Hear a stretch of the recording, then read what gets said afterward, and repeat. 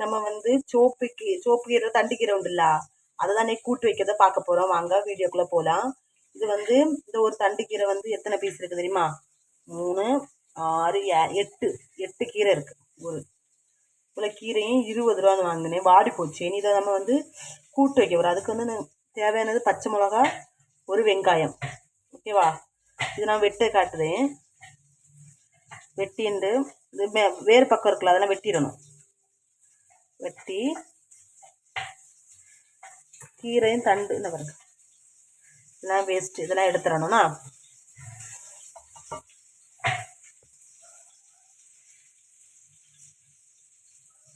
இதை எப்படி இப்படி இப்படியாக வெட்டணும்.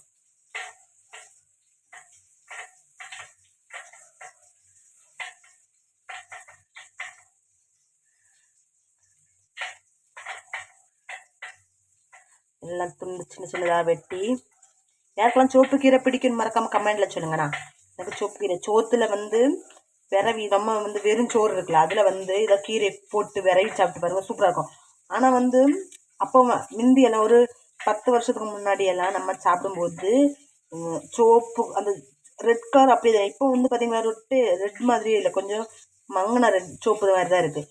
முந்தியெல்லாம் செவேன்னு இருக்கும் சோப்பு கீரை. இப்போ எங்கே நல்ல உரமும் இல்லையா?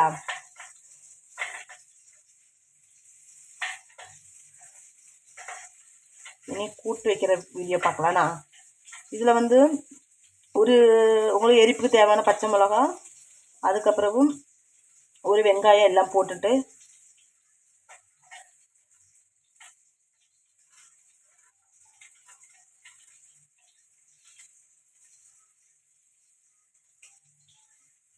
ஒரு வெங்காயம் கீரையெல்லாம் நறுக்கியாச்சு. இனி ஒரு உள்ளியும் ஒரு பச்சை மிளகாவும் நறுக்கணும். ஒரு சட்டியை வச்சு கொஞ்சம் எண்ணெய் ஊற்றிட்டு ஒரு வெங்காயம் ஒரு பச்சை மிளகாய் நறுக்கி அதை போட்டாச்சு.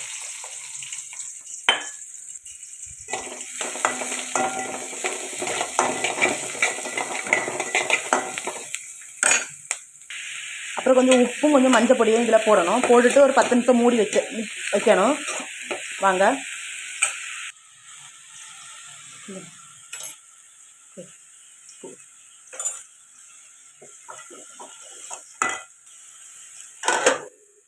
இந்த தண்ணியெல்லாம் வற்றின பிறகு இதில் கொஞ்சம் தேங்காய், வத்தல் பொடி எல்லாம் சேர்த்துருக்கேன்.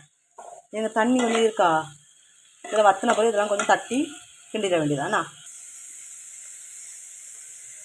தண்ணி வற்றியாச்சு. அப்புறம் இதை போட்டு ஒரு கிண்டணும்.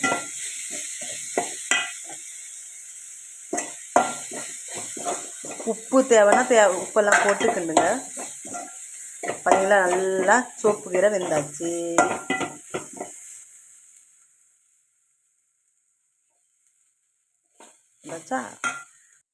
இதே மாதிரி நீங்களும் செஞ்சு பாருங்கள். இந்த வீடியோ உங்களுக்கு பிடிச்சிருந்தா லைக், சப்ஸ்கிரைப் மறக்காமல் பண்ணுங்கள். சப்போர்ட் பண்ணுங்கள்.